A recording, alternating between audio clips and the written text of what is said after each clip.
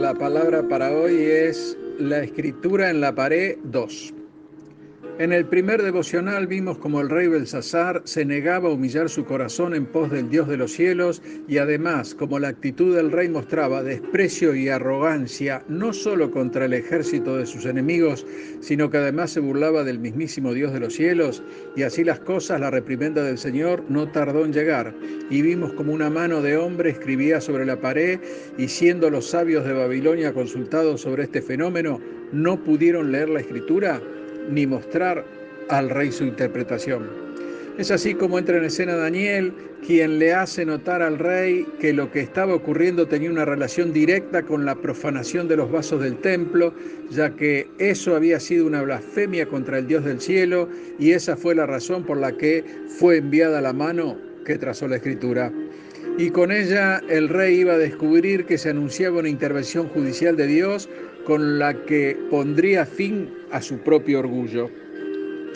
En Proverbios 29:1 podemos leer: el hombre que reprendido endurece la cerviz, de repente será quebrantado y no habrá para él medicina. Del mismo modo que en el pasado había hecho con Nabucodonosor, Dios se disponía a sacar a Belsasar de su trono y entregarlo a otras personas.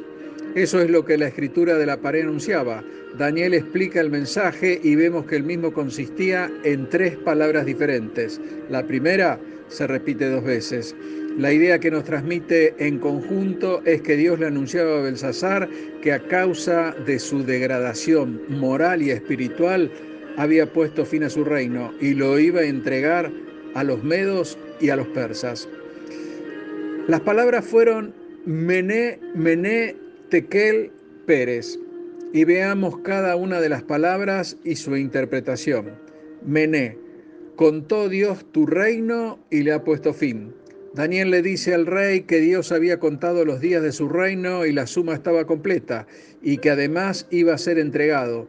Y el hecho de que esta palabra se repite 2 veces transmite la idea de que su fin era inminente. Belsasar, como muchos otros, pensaba que él era el dueño de su vida, pero iba a descubrir que es Dios quien determina la duración de nuestros días. Tekel: pesado has sido en balanza y fuiste hallado falto. En la interpretación de Daniel, Belsasar había sido puesto en balanza y hallado deficiente según el sistema de medidas de Dios. Esto nos recuerda que Dios mide la calidad moral y espiritual de cada hombre de acuerdo con los requisitos de su justicia. No es difícil entender por qué Dios encontró insuficiente a Belsasar. Él había profanado los utensilios de la casa de Dios, participó en actos de idolatría, no honró a Dios, sino que se ensoberbeció contra él.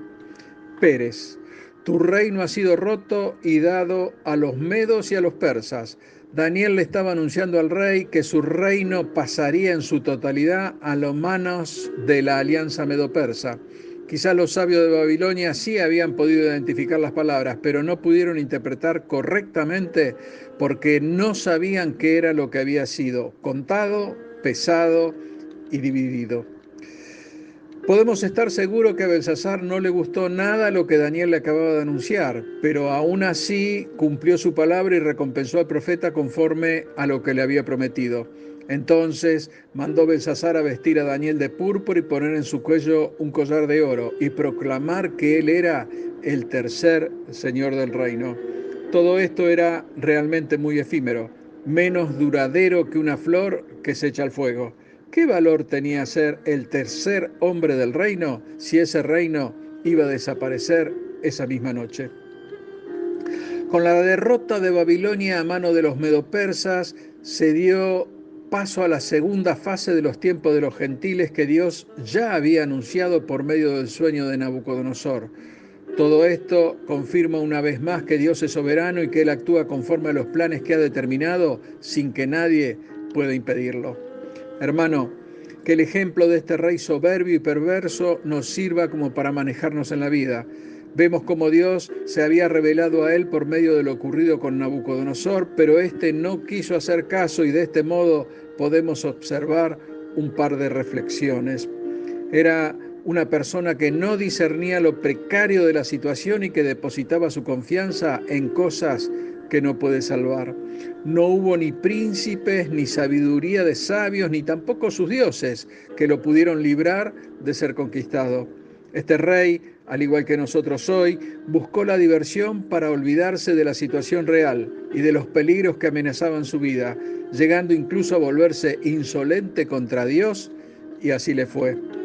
La persona de Belsasar nos sirve para ilustrar la arrogancia de gobernadores y de hombres de negocios de este momento, que se creen poderosos y que desprecian a Dios. Ellos, al igual que Belsasar, un día tendrán que reconocer que Dios es el único soberano y que todo lo que tienen se lo deben a Él. Y el fin de la vida de Belsasar debería recordarnos que Dios tiene contado nuestros días, que juzga nuestras obras y que finalmente castigará todo pecado. Por último, Dios le comunicó a Belsasar su juicio por medio de 4 palabras escritas en una pared.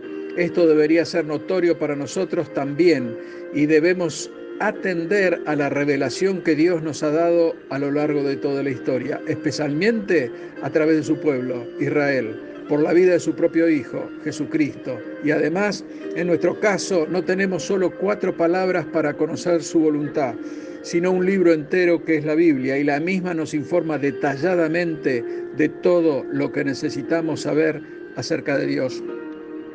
La caída de Babilonia, previamente anunciada por Dios, sirve como demostración de que Él está en control de toda la historia, de toda la humanidad, y que además tiene la última palabra en este mundo. Dios te bendice. Amén.